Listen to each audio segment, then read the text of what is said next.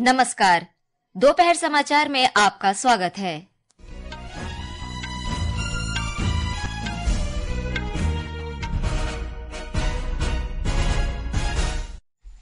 Bharatiya Janata party के वरिष्ठ नेता और गृह मंत्री अमित शाह ने आज रांची में झारखंड विधानसभा चुनाव के लिए पार्टी का घोषणा पत्र संकल्प पत्र जारी किया।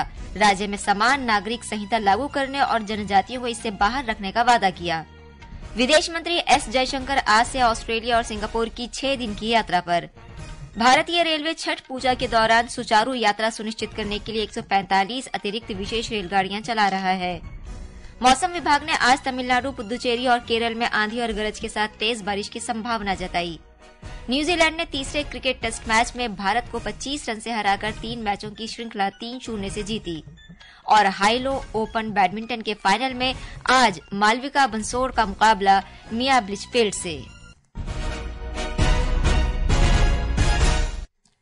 दोपहर समाचार के साथ मैं नईम अख्तर। भारतीय जनता पार्टी के वरिष्ठ नेता और गृह मंत्री अमित शाह ने आज झारखंड के रांची में विधानसभा चुनाव के लिए पार्टी का घोषणा पत्र संकल्प पत्र जारी किया। इस अवसर पर अपने संबोधन में उन्होंने कहा कि राज्य में यदि भारतीय जनता पार्टी की सरकार बनी तो वहां समान नागरिक संहिता लागू की जाएगी, लेकिन जनजातियां इसके दायरे में नहीं आएंगी। झारखंड में यूसीसी जरूर आएगा। हमारी सरकार झारखंड में यूसीसी लाएगी, मगर यूसीसी से आदिवासियों को पूर्णतया हम बाहर रखेंगे। कोई आदिवासी के अधिकार और कानून को यूसीसी से हम नहीं छेड़ेंगे। मातृत्व सुरक्षा योजना, 6 पोषण किट और 21,000 की सहायता हम प्रदान करेंगे। श्री शाह ने कहा कि संथाल परगना क्षेत्र से बांग्लादेशियों की घुसपैठ रोकने के लिए नियम बनाए जाएंगे, क्योंकि इससे राज्य की जनसांख्यिकी में बदलाव हुआ है। घुसपैठियों ने जनजातीय महिलाओं से विवाह करने के बाद जनजातियों की जमीन छीन ली है। उन्होंने कहा कि इस संबंध में कानून बनने के बाद जनजातियों की भूमि उन्हें लौटा दी जाएगी। श्री शाह ने कहा कि ये चुनाव झारखंड के भविष्य को सुनिश्चित करने का चुनाव है। झारखंड का ये चुनाव न केवल सरकार बदलने का चुनाव है, झारखंड का भविष्य सुनिश्चित करने का चुनाव है। झारखंड की महान जनता ने तय करना है कि आकंठ भ्रष्टाचार में डूबी हुई सरकार चाहिए या विकास के रास्ते पर मोदी जी के नेतृत्व में चलती हुई भाजपा सरकार चाहिए। घुसपैठ कराकर झारखंड की अस्मिता, रोटी बेटी माटी तीनों को खतरे में डालने वाली सरकार चाहिए या परिंदा भी पैर न मार सके ऐसी सरहद की सुरक्षा करने वाली भारतीय जनता पार्टी की सरकार चाहिए। श्री अमित शाह ने कहा कि राज्य में प्रत्येक महिला को गोगो दीदी योजना के अंतर्गत हर महीने में 2,100 रुपए दिए जाएंगे। सभी परिवारों को 500 रुपए में एलपीजी सिलेंडर दिया जाएगा और दीपावली तथा रक्षाबंधन के अवसर पर 2 सिलेंडर निःशुल्क दिए जाएंगे। प्रत्येक बेरोजगार स्नातक और स्नातकोत्तर युवा को 2 वर्ष तक प्रतिमाह 2,000 रुपए दिए जाएंगे। श्री अमित शाह ने बताया कि 5 वर्ष में 5 लाख रोजगार के अवसर उपलब्ध कराए जाएंगे। सरकारी नौकरियों के खाली पड़े 2,87,000 पद समयबद्ध तरीके से भरे जाएंगे। विदेश मंत्री डॉक्टर एस जयशंकर आज से ऑस्ट्रेलिया और सिंगापुर की 6 दिन की यात्रा पर रहेंगे। इस दौरान विदेश मंत्री ब्रिस्बेन जाएंगे और ऑस्ट्रेलिया में भारत के 4थे वाणिज्य दूतावास का उद्घाटन करेंगे। वो कैनबरा में ऑस्ट्रेलिया की विदेश मंत्री पेन्नी वोंग के साथ विदेश मंत्री स्तरीय संवाद की 15वीं बैठक की सह अध्यक्षता करेंगे। विदेश मंत्री ऑस्ट्रेलिया के संसद भवन में दूसरे रायसीना डाउन अंडर के उद्घाटन सत्र को भी संबोधित करेंगे। यात्रा के दूसरे चरण में डॉक्टर जयशंकर 8 नवंबर को सिंगापुर जाएंगे। इस दौरान वो आसियान भारत थिंक टैंक की 8वीं गोलमेज वार्ता को भी संबोधित करेंगे। केंद्रीय सूचना प्रसारण, रेलवे और सूचना प्रौद्योगिकी मंत्री अश्विनी वैष्णव 1 दिन के केरल दौरे पर आज सुबह कोच्चि पहुंचे। उन्होंने रेलवे से संबंधित बुनियादी ढांचा, अमृत भारत एक्सप्रेस और स्टेशन विकास परियोजनाओं के निरीक्षण के लिए विशेष रेलगाड़ी से अलुवा से कोझिकोड तक की यात्रा की। कोझिकोड रेलवे स्टेशन पर वो पलक्काड रेल संभाग की जारी विकास परियोजनाओं का जायजा लेने के लिए समीक्षा बैठक करेंगे। श्री वैष्णव आज कोझिकोड में दैनिक पत्र जन्मभूमि के स्वर्ण जयंती समारोह के तहत आयोजित ज्ञान उत्सव का भी शुभारंभ करेंगे। लोकसभा में विपक्ष के नेता राहुल गांधी और कांग्रेस नेता प्रियंका गांधी ने आज केरल में वायनाड संसदीय क्षेत्र में चुनाव प्रचार का एक और दौरा फिर से शुरू किया। दोनों नेताओं ने मननथावाड़ी में एक सार्वजनिक बैठक में भाग लिया। प्रियंका ने वलाड में एक जनसभा को संबोधित किया। उनका कोरोम और थोरियोड में भी जनसभा को संबोधित करने का कार्यक्रम है, जबकि राहुल आज अरीकोड में एक और बैठक को संबोधित कर रहे हैं। ये समाचार हमारी वेबसाइट newsonair.gov.in और हमारे न्यूज ऑन एआईआर ऐप पर भी उपलब्ध हैं। रेलवे त्योहारों के दौरान यात्रियों की सुविधा के लिए विशेष प्रबंध के तहत आज राष्ट्रीय राजधानी क्षेत्र दिल्ली से देश के विभिन्न भागों के लिए लगभग 20 विशेष रेलगाड़ियां चला रहा है। इनमें दरभंगा, बरौनी, पटना, कटरा, मुजफ्फरपुर, बलिया, कामाख्या और आजमगढ़ के लिए विशेष ट्रेन शामिल हैं। आकाशवाणी से बातचीत में रेलवे बोर्ड के कार्यकारी निदेशक प्रचार दिलीप कुमार ने बताया कि आज भी कई विशेष गाड़ियां चलाई जा रही हैं। आज रविवार के दिन कुल 186 विशेष गाड़ियां चलाई जा रही है। जो विशेष गाड़ियां हमारी चल रही है वो नई दिल्ली, दिल्ली, आनंद विहार, अमृतसर, अहमदाबाद और दक्षिण के शहरों में कोयम्बतूर तथा बेंगलुरु और तिरुपति जैसे स्टेशनों से चलाई जा रही है। और हर बड़े स्टेशन पर हम लोगों ने यात्रियों की सुविधा के लिए पैसेंजर एमेनिटीज से संबंधित सुविधाएं उपलब्ध कराई हैं। छठ पूजा के लिए 145 अतिरिक्त रेलगाड़ियां इस महीने की 2 से 8 तारीख तक चलाई जा रही हैं। इस प्रकार प्रतिदिन लगभग 2 लाख अतिरिक्त यात्रियों के लिए रेल यात्रा सुगम बनाई जा रही है। रेलवे ने त्योहारों के दौरान 1 अक्टूबर से 30 नवंबर के बीच लगभग 7,000 विशेष रेलगाड़ियों की व्यवस्था की है। त्योहारों के दौरान यात्रियों की मांग को देखते हुए दक्षिण मध्य रेलवे इस वर्ष यात्रियों की सुविधा के लिए 860 विशेश रेलगाड़ियां चला रहा है। इस क्षेत्र में आज कुल 33 विशेष गाड़ियां चल रही हैं। ये विशेष गाड़ियां तिरुपति, काचीगुडा, काकीनाडा, हैदराबाद, सिकंदराबाद, विशाखापत्तनम, गोरखपुर, बेंगलुरु और पटना के अतिरिक्त कुछ महत्वपूर्ण स्थानों पर चलाई जा रही हैं। भाई दूज का त्योहार आज उमंग और उत्साह से मनाया जा रहा है। इस दिन बहनें अपने भाइयों के माथे पर टीका लगाती हैं और उनकी लंबी उम्र के लिए प्रार्थना करती हैं। प्रधानमंत्री नरेंद्र मोदी ने इस अवसर पर देशवासियों को शुभकामनाएं दी हैं।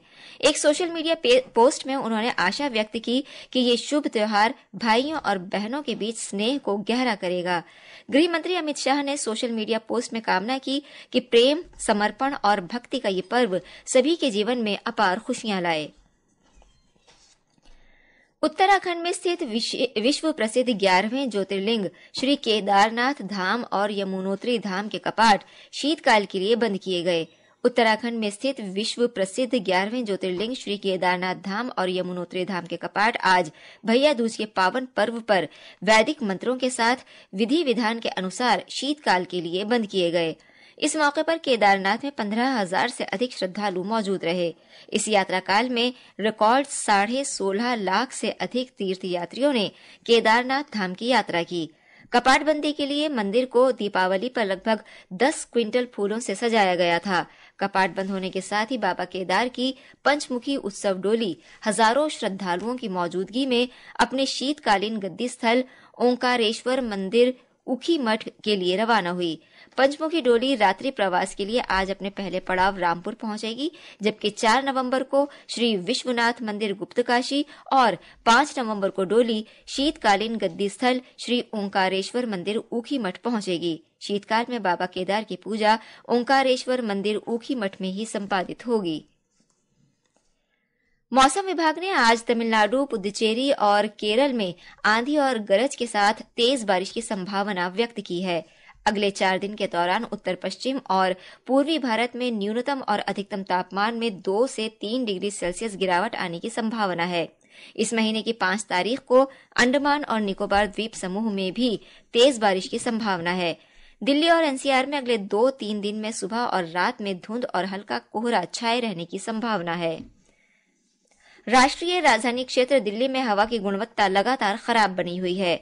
केंद्रीय प्रदूषण नियंत्रण बोर्ड के अनुसार दोपहर 12 बजे दिल्ली का वायु गुणवत्ता सूचकांक 379 रहा। मौसम विभाग ने दिल्ली और राजधानी क्षेत्र में अगले 2-3 दिन तक रात और सुबह धुंध और हल्का कोहरा छाए रहने की संभावना व्यक्त की है। ये समाचार आकाशवाणी से प्रसारित किए जा रहे हैं। ताजा समाचार जानने के लिए आप हमारे social media handle X @AIR News Hindi को फॉलो कर सकते हैं।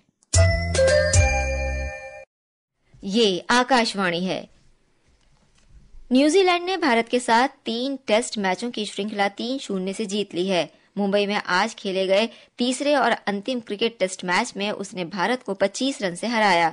जीत के लिए 147 रन के जवाब में भारत की टीम 121 रन पर सिमट गई। न्यूजीलैंड के एजाज पटेल ने 4 विकेट लिए। कप्तान रोहित शर्मा मात्र 11 रन पर आउट हुए, जबकि शुभमन गिल और विराट कोहली केवल 1-1 रन बना पाए। न्यूजीलैंड ने अपनी पहली पारी में 235 रन और दूसरी पारी में 174 रन बनाए थे। भारत की पहली पारी का स्कोर 263 रन था। इससे पहले न्यूजीलैंड ने भारत को पहले टेस्ट मैच में 8 विकेट से और दूसरे टेस्ट मैच में 113 रन से हराया था। और अब कुछ और खेल खबरों के साथ हैं प्रशांत कुमार। भारत के अतानु दास ने स्विट्जरलैंड के लुसाने में आयोजित स्विस ओपन इंडोर तीरंदाजी टूर्नामेंट में कांस्य पदक जीत लिया है। उन्होंने स्विट्जरलैंड के थॉमस रूफर को 6-4 से हराया। रोमन ने रजत और इटली के एलेसैंड्रो पाओली ने स्वर्ण पदक जीता। उधर कांगो के ब्रेजविले में आयोजित ATP चैलेंजर टेनिस टूर्नामेंट में भारत के करण सिंह और फ्रांस के फ्लोरेंट बैक्स की जोड़ी ने पुरुष डबल्स का खिताब जीत लिया है। उन्होंने इटली के सिमोन एगस्टिनी और दक्षिण अफ्रीका के एलेक बैकले की जोड़ी को हराया। यह करण का पहला खिताब है। बैडमिंटन में भारत की मालविका बंसोड़ डेनमार्क की जूली डावल जैक बसेन को हराकर हाइलो ओपन टूर्नामेंट के महिला सिंगल्स फाइनल में पहुंच गई हैं। फाइनल में आज उनका सामना 7वीं वरीयता प्राप्त डेनमार्क की ही मिया ब्लिचफेल्ट से होगा। समाचार कक्ष से प्रशांत कुमार। पर्यावरण राज्य मंत्री कीर्तिवर्धन सिंह ने कोलंबिया में पार्टियों के सम्मेलन की 16वीं बैठक में भारत की अद्यतन राष्ट्रीय जैव विविधता कार्य नीति और योजना NBSAP का शुभारंभ किया। इस अवसर पर उन्होंने इसे अद्यतन करने में भारत के संपूर्ण सरकार और संपूर्ण समाज दृष्टिकोण पर प्रकाश डाला। इस योजना के अंतर्गत पर्यावरणीय चुनौतियों से निपटने की कार्यनीति की रूपरेखा तैयार की जाती है। उन्होंने ये भी कहा कि ये कार्य योजना 2050 तक प्रकृति के साथ सद्भाव में रहने की दीर्घकालिक दृष्टि के साथ 2030 तक जैव विविधता के नुकसान को रोकने के लिए एक महत्वपूर्ण दिशा निर्देशक है। ये दस्तावेज पिछले महीने की 30 तारीख को जारी किया गया था। छत्तीसगढ़ के सुकमा जिले में आज माओवादियों के हमले में 2 पुलिस कांस्टेबल घायल हो गए। ये जगरगुंडा शहर के साप्ताहिक बाजार में ड्यूटी पर थे।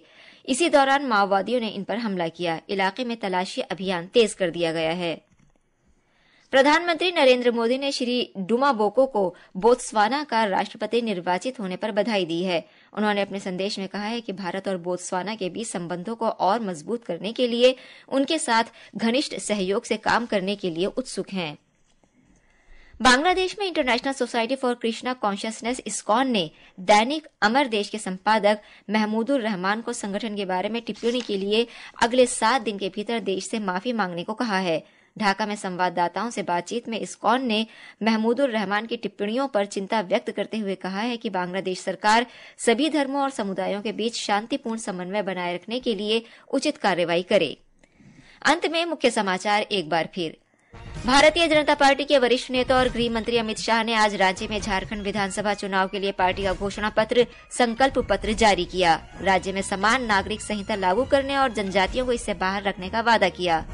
विदेश मंत्री एस जयशंकर आज से ऑस्ट्रेलिया और सिंगापुर की 6 दिन की यात्रा पर। भारतीय रेलवे छठ पूजा के दौरान सुचारू यात्रा सुनिश्चित करने के लिए 145 अतिरिक्त विशेष रेलगाड़ियां चला रहा है। मौसम विभाग ने आज तमिलनाडु, पुदुचेरी और केरल में आंधी और गरज के साथ तेज बारिश की संभावना जताई और न्यूजीलैंड ने तीसरे क्रिकेट टेस्ट मैच में भारत को 25 रन से हराकर 3 मैचों की श्रृंखला 3-0 से जीती। इसके साथ ही दोपहर समाचार का ये अंक समाप्त हुआ। नमस्कार।